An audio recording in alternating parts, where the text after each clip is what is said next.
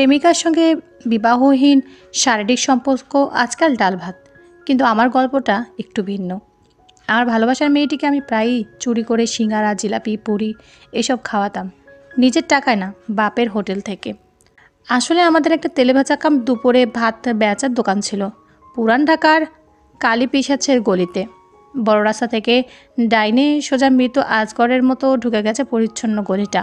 সেই গলির শেষ প্রান্তেই মেয়েটির পরিবার একদিন এসে উঠল হলদেটে বাড়িটায়। ওর বয়স তখন 15-র শেষাশেষি, ক্লাস 10-এ পড়তো। বয়সের তুলনায় গায়ে গতরে বেশ স্বাস্থ্যবতী আর ভারী মিষ্টি ছিল মুখটা। সাদা ধূসর স্কুল ড্রেসটা পরে কোকড়া চুলের রাশি খেলিয়ে আমাদের হানিফ বাবুর্চির দোকানের সামনে দিয়ে যখন যেত, তখন আমি হা করে চেয়ে থাকতাম। খদ্দেরেরা আমার মুখের সামনে টাকার বাতাস করলেও সহজে সম্মিত ফিরত না। প্রায় ষোড়শীর সঙ্গে আমার পরিচয়ের দিনটা আজও মনে মুক্তোর মতো জলজল করছে। টিপে টাপে বৃষ্টি পড়ছিল। দোকানে রহিম চাচা সব ভেজে বুঝে বসে বসে মাঝি মারছে। কাস্টমারের দেখা নেই। আমি টুলের ওপর কেশিয়ারে বসে পুরনো পেপার কাটিং করছিলাম। এমন সময় সে এলো। ড্রেসটা ভিজে গায়ে লেপ্টে আছে। আমি বসে থাকা সদ্য স্ফুটিত স্তনের আভাস প্রথমে নজরে পড়ল। গা শিরশির করে উঠছিল আমার, কিছুটা লজ্জাও ছিল।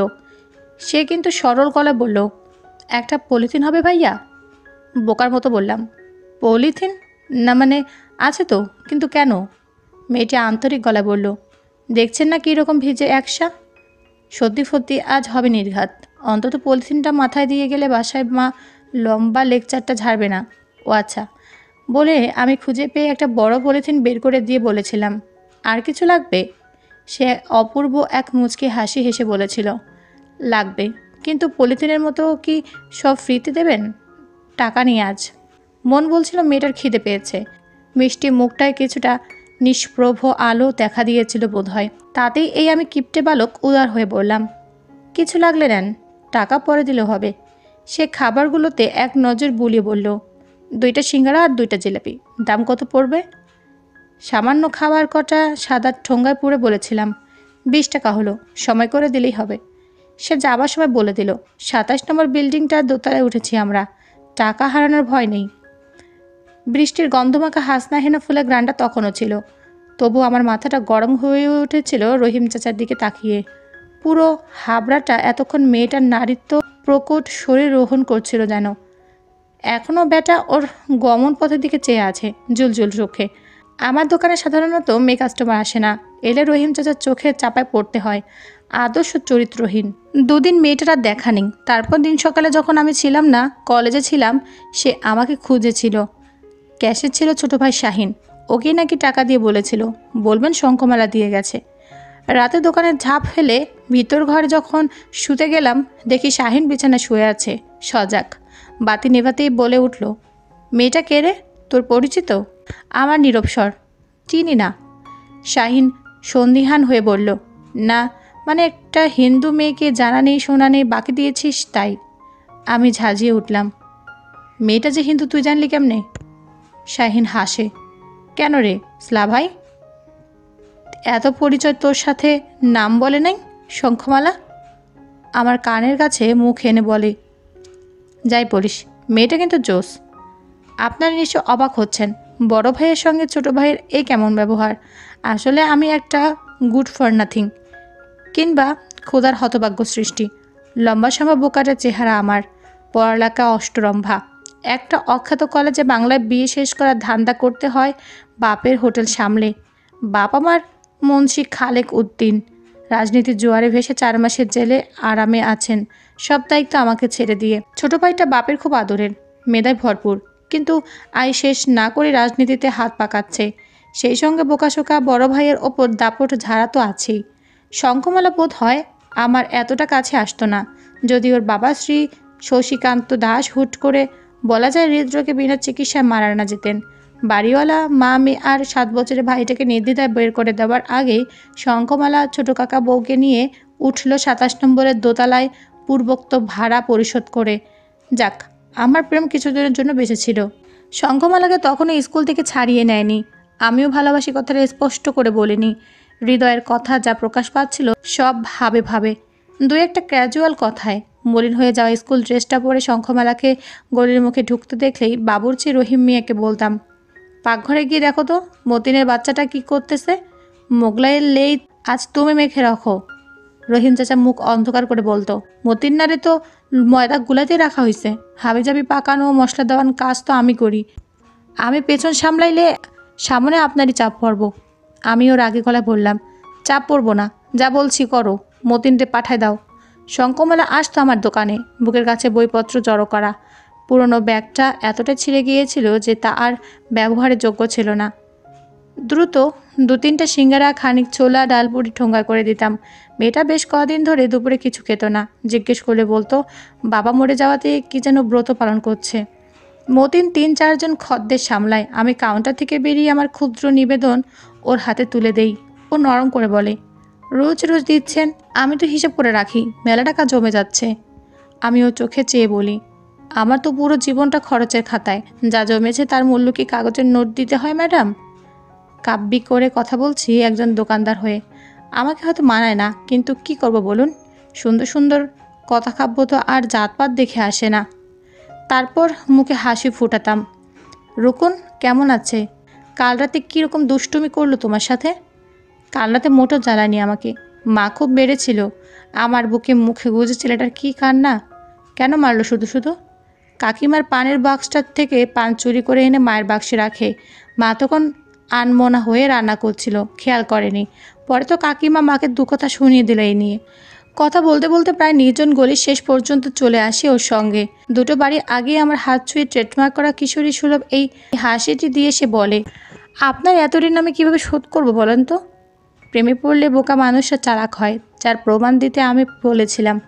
তুমি করে বললেই ঋণ শোধ হয়ে যাবে খুকি। শঙ্কমালা অবাক হয়, কিন্তু আমি জানি সে আসলে এটাই চাইছিল। রাস্তায় পড়ন্ত রোদ্দুরে উড়ে যাওয়া কাকের কা কা ধ্বনির সঙ্গে সুর মিলিয়ে শঙ্খ আমার হাতে মৃদু একটা চাপ দিয়ে বলেছিল, তুমি তুমি তুমি তুমি এত ভালো কেন? এর মধ্যে দোকানে খিলি পান বিক্রিও শুরু করে দিলাম। উদ্দেশ্য শঙ্খমালাকে 2-3 কিলি প্রতিদিন ধরিয়ে দেব। ওর মায়ের পানের প্রচণ্ড নেশা, কিন্তু এখন রোজ রোজ পানের দেখা পেয়ে আমার ওপর শঙ্খমালার মা বেশ প্রফুল্ল হয়ে উঠেছিল। শঙ্খমালা নাকি মায়ের কাছে আমার কথা বলেছিল, জানো মা, মানুষটা ভীষণ ভালো, আমাকে ছোটো বোনের চোখে দেখে, বাবার কাছে নাকি একসময় পড়তো। আমার তো দাদা নাই, আমি ওকেই সাগরদা বলি। আসলে মিথ্যা কৈফত না দিয়েও চলতো। বাপমরা অন্যের কৃপায় থাকা অসহায় যদি কারো কাছে একটু দয়া পায় তবে খারাপ কি? এই মেয়েকে তো চাইলে আসমানে বিয়ে দেওয়া যাবে না। তখন মোবাইল ফোন অতটা সহজলভ্য ছিল না। ওর সঙ্গে আমার যোগাযোগের মাধ্যম হয় মুখোমুখি কথা বলা, নয়তো আমার চেয়েও বোকাটে মতিনের দ্বারস্থ হওয়া। মতিনকে বলেছিলাম, দিনে 2বার 27 নম্বরের পলেস্তারা খসা বাড়িটার সামনে গিয়ে দাঁড়াবি ফাঁক পেলে। শঙ্খমালা বারান্দায় মোড়া পেতে পড়তো, এক্সারসাইজ খাতার পেজ ছিঁড়ে ছোট্ট চিরকুট পাঠাতো আমাকে। সবাই ভাববাচ্ছ, সেখানে প্রেম ভালোবাসার কথা লেখা থাকতো না। যেমন, দুপুরে খাওয়া হয়েছে জানাবের, বান্ধবীদের প্র্যাকটিক্যাল খাতায় এঁকে দিচ্ছি, টাকা পাচ্ছি কিছু। রোদের দিকে মুখ করে কাউন্টারে দাঁড়িয়ে থাকো কেন? একটু ভেতরে চেয়ারে বসলেই তো হয়। দোকানে কোনো হীরা জহরত নেই যে ঋত্বিক রোশন চুরি করতে আসবে। আজকে পাঞ্চি বিয়ে ঠোঁট লাল করব, 25 নম্বরের সামনে যেন থাকা হয়, ভয় দেখানো হবে। হঠাৎ কিছুদিন শঙ্খমালা দেখা নেই, স্কুলে যায় না, বারান্দাও বসে না। মতিন গিয়ে ফিরে আসে। আমার অস্থিরতা যখন তুঙ্গে, তখন একদিন সোজা দোকানে এসে হাজির শঙ্খমালা, হাতে বেশ কিছু টাকা। শঙ্খমালাকে টুকটাক খাবার দাবার মাসখানেক ধরে মতিনকে দিয়ে পাঠাতাম। ছোট ভাই রহিম চাচা জানতো যে 27 নম্বর এসব মাসকাবারি বাকিতে দেওয়া হচ্ছে, কিন্তু আমার বিন্দু আগ্রহ নেই বাজারের কয়েকটা নোটে। সেদিন শঙ্খকে দেখে আমি চমকে উঠেছিলাম। হালকা গোলাপি বাটিকের কাজ করা একটা শাড়ি পরনে।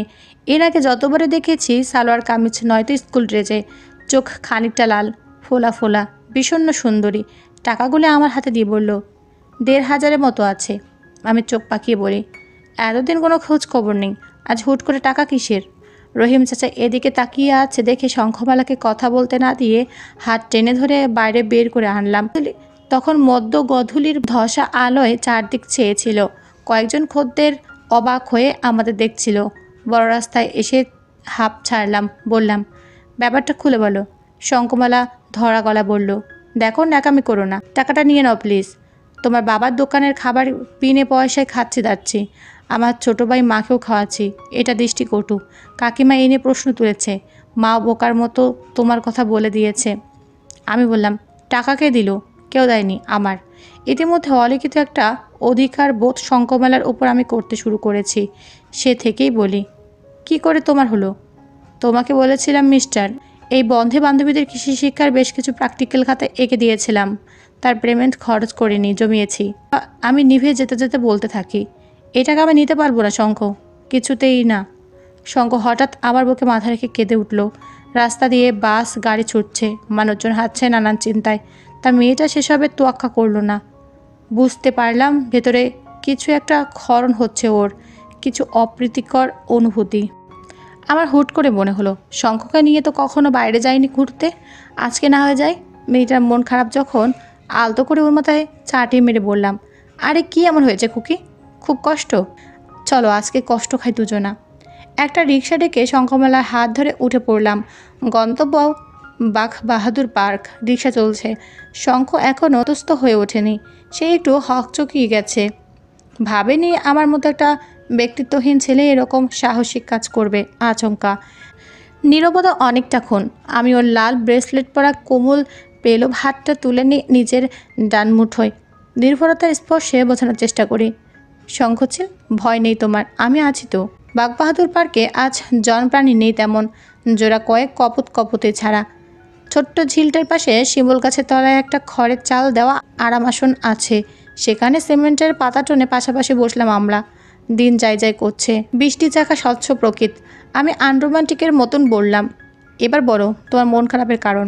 শঙ্খমালা ঈষৎ হেসে বলল, শুনে কি করবে? আমি তোমার কে শুনি? বললাম, আমি কেউ না তোমার, ধরো আমি মানুষই না, এবার বলো। তারপর কান্না মেশানো স্বরে সে যা বলল তাতে আমার ভিড়মি খাওয়ার জোগাড়। এই কাকিমা নাকি ওকে বলেছে বিধর্মী, নাগল লাটকানো মেয়ে, আরও খারাপ খারাপ কথা। কারণ আমার সঙ্গে হাঁটতে দেখেছে, মতিনকে দেখেছে দাঁড়িয়ে থাকতে, মা ছেলে লুকিয়ে লুকিয়ে আমার ফিরিয়ে দেওয়া খাবার খাচ্ছে, আর মেয়ে দেহদান করে বেড়াচ্ছে। এসব কথা ঘটনা এখানে থেমে থাকেনি। স্কুলের গার্লস সেকশনের ক্লার্ক দোজপরে হরিনারায়ণ বাবুর বিয়ের প্রস্তাবে ছোটকা রাজি হয়ে গেছে। শঙ্খমালা কিছুতে ৪৫ পার হওয়া হরিবাবুকে বিয়ে করবে না। বাবা মারা যাবার কথা জেনে শঙ্খমালাকে অসহায় বুঝে বেশ কয়েকবার লোকটা ওকে একা পেয়ে খারাপ ইঙ্গিত দিয়েছে। একদিন বকেয়া বেতনের জন্য ছুটির পর অফিস রুমে ডেকে নিয়ে বুকে হাত দিয়েছে, জড়িয়ে ধরে জোর করে টেবিলে শোয়ানোর চেষ্টা করেছে। সে ধাক্কা মেরে এই পর্যায়ে শঙ্খমালা আমার কাঁধে মাথা রেখে হু হু করে কাঁদতে থাকে। আমার মনে একটা সমুদ্রের যেন কেউ শুষে নিয়েছে। পড়ে আছে শূন্য বালিয়াড়ি। একটা বিরাট রাগ উতলানোর কথা ছিল, কিন্তু অপদার্থ মানুষের কেন যেন রাগ আসে না। ঝিলের দিকে তাকিয়ে থাকি, শান্ত জলের ওপর দিয়ে একটা ফিঙ্গে উড়ে গেল। কোনো রাজনীতি করি না, কেউ পৌঁছে না, ছোট ভাইয়ের ক্ষমতাটুকু নেই আমার। শাহিন হলে নিশ্চিত হরিনারায়ণকে গিয়ে বেদম কপচে আসতো। শঙ্খ অভিমানী স্বরে বলে ওঠে, তুমিও মনে মনে আমাকে ঘেন্না করো। কেন ঘেন্না করব খুকু? আমি হিন্দু বলে, একটা কেরানি আমাকে মলেস্ট করেছে বলে আমি আর্তনাদ করি? না না, তা কখনোই না। আমি তোমাকে ভালোবাসি। সত্যি তো? আগে বলনি ভালোবাসি? আমি ভেবেছিলাম তুমি প্রথম দিনই বুঝতে পেরেছ। আমার কণ্ঠ বসে যায়। শঙ্খমালা আমার গলা জড়িয়ে ধরে গাঢ় একটা চুমু খায়। সেই প্রথম আমার। একটা ১৬ বছরের মেয়ে যে এতটা পরিণত, তাই স্পর্শে না আসলে বোঝা যায় না। অন্যরকম মিষ্টি একটা অনুভূতি আমার শূন্য সমুদ্র পূর্ণ করে দেয়। চারদিকে ঝিঝির ডাক, রডোডেন্ড্রনের সুবাস, সব মেলেমিশে একাকার হয়ে যাচ্ছিল। তৃপ্ত চুম্বন শেষে শঙ্খমালা আমার ঠোঁটের চিমটি কেটে বলেছিল, তুমি যে আমায় ঘেন্না করো না প্রমাণটা পেলাম। এরপরে কিছুটা হাঁটাহাঁটি করে বেরিয়ে পড়েছিলাম। ৮টার মধ্যে প্রধান ফটক বন্ধ করে দেয় পার্কটার। পথে একবার শঙ্খ অদ্ভুত করে বলে উঠেছিল, তুমি খুব ভালো, তুমি বড্ড ভালো সাগর। আমি হয়তো সেই নির্জন চরাচরে শঙ্খমালার নামরি যৌবনে প্রবেশ করা এক ষোড়শীকে আদিম উন্মত্ততায় ভোগ করতে পারতাম, কিন্তু সেটি করিনি দেখেই কি মেয়েটা বোন বলেছে আমি ভালো ছেলে? না, আমার তখন খালি ৪৫ পেরোনো হরিনারায়ণের কথা মনে পড়ছিল। ছি পুরুষ!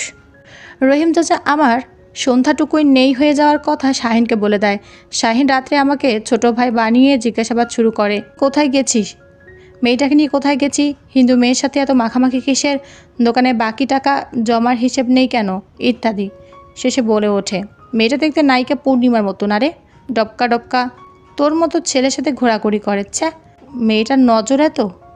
আমি বুঝতে পারলাম বেশ কিছুদিন ধরে শাহিন আমাকে হিংসা করছে। ছোটবেলায় মায়ের আদর নিয়ে হিংসে করত। বড় ছেলে হিসাবে আম্মা আমাকে মাছের মাথাটা খেতে দিলে শাহিন সেদিন মুখ ফুলিয়ে ভাত ছুত না। বড়বেলার দাদা প্রেমিকা নিয়েও তার হিংসা। সব কিছুতেই কি ভাগ বসাতে চায় সে? হঠাৎ সুর পাল্টে শাহিন বলল, ভাইয়া তুই কি মেয়েটাকে ভালোবাসিস? আমি ভয় খাওয়া গলায় বলি, না না, ওরে ভালোবাসাতে যাব কেন, একটা হিন্দু মেয়ে, এমনি একটু মায়া লাগে। শাহিন বলল, রাইট, তোর আবার প্রেম ভালোবাসার কী দরকার? আমি কেন সেদিন শাহিদকে মিথ্যে বলেছিলাম? আমি কি আমার 2 বছরের ছোট ভাইকে ভয় পাই? না, আমার বেশি আতঙ্ক আমার বাপ। উনি জেল থেকে কিছুদিনের মধ্যে বের হয়ে আসবেন। বলেছিলেন জেল ফেরত এসে উইল করে দোকানটা আমাকে দেবেন, আর দেশের বাড়ির খেতি জমি সব আদরের ছোট ছেলেকে। রাজনীতি করতে করতে কোন দিন আপনারা মরে যান।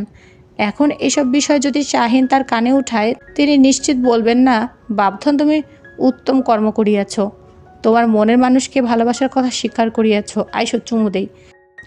শাহিনকে কোনো রকমে বললাম, মেয়েটার ব্যাপারে আব্বাকে কিছু বলিস না।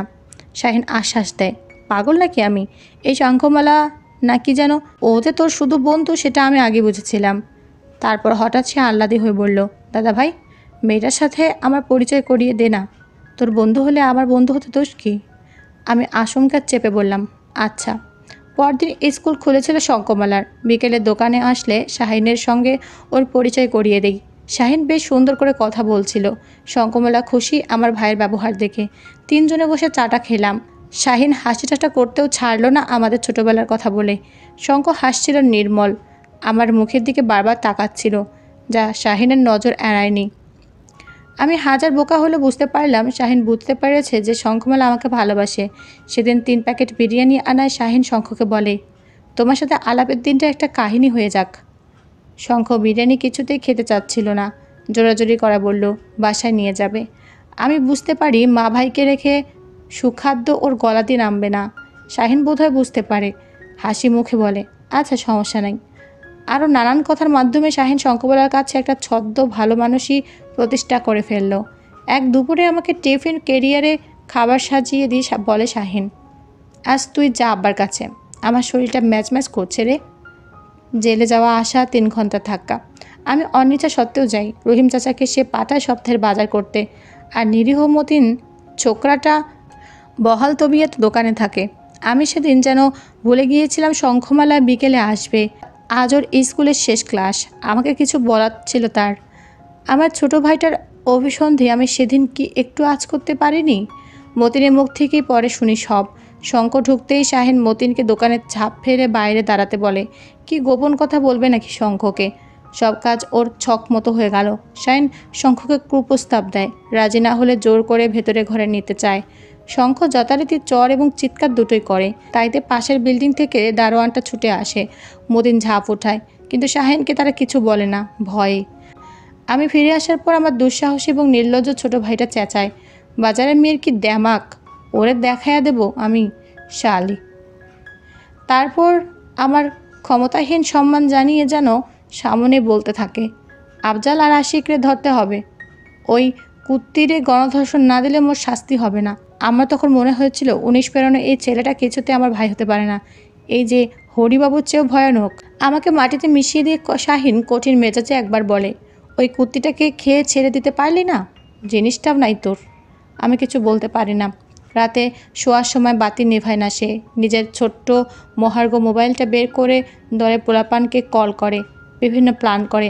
আগামীকাল রাতেই মুখে কালো কাপড় ঢেকে বাসায় ঢুকে যাবে তারা 5 জন। 2 জনের হাতে থাকবে চাইনিজ পিস্তল। তাতেই নাকি সব ভয়ে মূত্র বিসর্জন করবে। চাচা, মা, বাচ্চা আরও যারা আছে তাদের এক ঘরে বন্দি করে আফজাল আর সিরাজকে দে পাহারা দিতে। অন্য ঘরে বাকি 3 জন পালা করে চরম লেভেলের ধর্ষণ আর রগর দুটোই নাকি দেবে। মটকা মেরে ঘুমের ভান করে থাকলে বিষয়টা ভেবে জ্বালানি ওঠে বুকে। চোখ ফেটে পানি বেরিয়ে আসতে চাইছে, কিছুতেই আটকাতে পারছি না। জীবনের মহা সত্যটা উপলব্ধি করলাম। অপদার্থ পুরুষের প্রেম করা উচিত না, কোনোভাবে উচিত না। শাইন ট্যাঙ্ক খুলে একটা দেশি মদের আধ খাওয়া বোতল বের করে শব্দ করে খায়। শেষ বিন্দুটা গলায় ঢেলে শটান শুয়ে পড়ে। আমার মুখের দিকে একবার তাকাতেই আমি চোখ বন্ধ করে ফেলি। আমার চোখের পানি কি সে দেখেছে? আচ্ছা, আমি যদি শাহিনের পা জড়িয়ে ধরে শঙ্খমালার হয়ে মাফ চাই তাহলে হয় না? আমি জানি লাভ হবে না। আমি যদি বলি শঙ্খমালা আমার ভালোবাসা, তোর ভাবিকে মাফ করে দে, সে আরও রেগে যাবে, খেপে যাবে ভয়ানক। হিংসার আগুনে ঘি ঢালা হবে তখন। ৮ ঘন্টা আমি চিন্তা ভাবনা করি। কাল শঙ্খমালার জন্মদিন। মনে পড়ে আমার জন্মদিনের পুরস্কার কী হতে পারে আমার পক্ষ থেকে। ঘুমন্ত শাইনকে দেখি। হলদে আলোয় মুখটা এখন বড় নিষ্পাপ লাগছে, যেটা কালকে হয়ে উঠবে শয়তানের মুখ। আমি শঙ্খমালকে কথা দিয়েছিলাম পাশে থাকবো, থাকতে পেরেছে কি?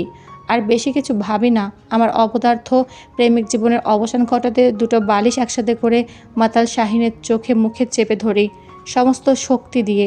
নিজের চোখ বুজে ফেলি যাতে শেষ মুহূর্তে ভাতৃবৎসল্য না জেগে ওঠে।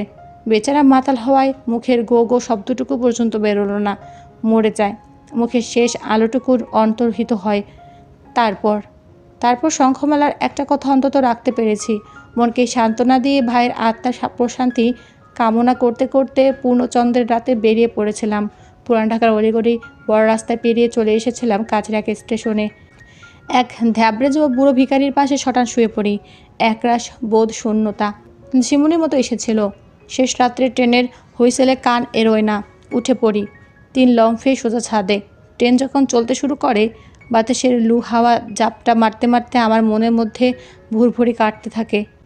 ভালো থেকে ভালোবাসা, ভালো থাকিস ওপারে ভাই আমার।